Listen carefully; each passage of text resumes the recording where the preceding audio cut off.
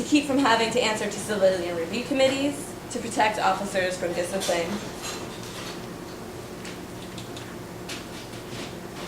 And in the process, they attacked mayors, commissioners, and chiefs of police in order to hopefully decide which leader comes down the track next. An example of this is in New York City, when the police department marched against the mayor's proposal for a citizen review committee. Giuliani spoke at the rally and was then elected mayor in the following election. Giuliani's record on law and order is fairly well known. Also, the Portland Tribune 2 weeks ago ran an article on homelessness in Portland called "Would Giuliani Stand for This?" As someone that was living in New York when Giuliani's reign of terror was around, Law and Order was on every newspaper, it was on every soundbite. What he did was criminalize it to be poor, and criminalize it. He lost the campaign to have a law passed that said if you were stopped anywhere in the downtown Manhattan area with less than $5 on you, you could be arrested. But that was the only thing that, in my time in New York, I can remember him actually losing on. This is the guy that tried pushing this moral code as the excuse for closing down all the different strip clubs and porn stores. And there was a lot of kind of conflict between different sides of the left and the right along the moral lines of pornography and sex work. But it wasn't just the sex clubs, and that's the thing that was always in the media, was sex clubs, strip joints. It was also any venue that had all ages shows. It was small cafes. A lot of these local businesses that were kind of what drew people to New York, because it was this culture of having all kinds of different types of activities, and a lot of those places got shut down. And the important thing to remember, which has kind of dropped out of history, is when Giuliani was elected as mayor, he had police officers on duty in full uniform going door to door, knocking on people's doors and campaigning for him, with tons of propaganda for Giuliani. Yeah, it's one thing if, say, you're paying your fellow restaurant workers to go door to door. Maybe that could be a little dodgy to pay a worker to go campaign when that's not their job. But when they're armed and in a uniform, that's blatant intimidation of a population, to send a bunch of armed goons knocking on your door saying you should vote for him. If this was in any other country in the world, the U.S. representatives would be up in arms saying this is corruption and intimidation, and we should run the country because they obviously don't know how to have a free election. But he won and then stayed mayor for a long time. And was glorified across the U.S. for being pro-law and order. The police themselves and the various organizations that they use to advocate from have played a part in increased militarization of the police since the late 60s, when the planning for SWAT and other paramilitary police groups began. The frequency with which and the reasoning for use of such force has escalated. They are now used to serve regular warrants, endangering not just themselves, but the people they're serving the warrants to, and neighbors and passersby. They also are doing regular hang out on the street stops. The increase of the paramilitary units and the extension of policing into quality of life crimes, which Chris talked about, essentially being crimes that are done in public, and the prevention of crime through community policing are part of the same problem, which is the growing police force, a larger part of the state power being used against us. And given that brief history, at this point, Chris is going to give a little context for how they maintain the status quo. Oh God, I just wrote that all wrong. Chris is going to talk about what we'd like to see and how to get there. So the next section's kind of a lot shorter for two reasons. One being that it was a lot easier to research the history of police because it's something that we can concretely look back on.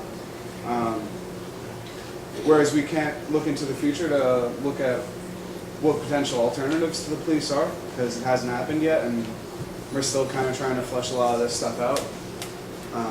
And then also, on a kind of intentional level, figured that when the question and answer session comes around, maybe we can focus more on where to go from here in society, as opposed to picking through like the smaller details and facts of like the history type section. So we've looked at what the police institution is, what it does, where it came from, and unfortunately, if recent events can be any kind of indicator of where the police are going, if they continue where they want to go, things are getting worse. We're seeing this inherently unconstitutional link between the police and immigration services right now, where they used to be barred from working together, now local laws, state laws, and what I assume soon federal law will change to allow those two different types of organizations to work together. So that's where they're going if we let them do that.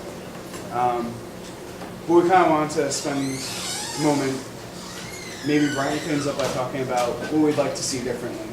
And it's also a difficult conversation to have because a lot of people can have some concerns or outright disagreement or distaste for the police. But finding things that we can agree on that we'd rather see differently is a lot trickier, especially because, at least for I think the majority of people in here, we've always grown up with the police being such a prevalent part of society that we don't know what it looks like without them being here. Kind of as a general statement, we want to see an end to the racist and classist police occupation in our communities, right? Accompanied by a legitimate system of accountability for when cops are specifically being oppressive things. Secondly, we want to see the end of we want to see the demilitarization of the police, essentially disarming the cops. I stress the word militarization, and it's not a literary analogy.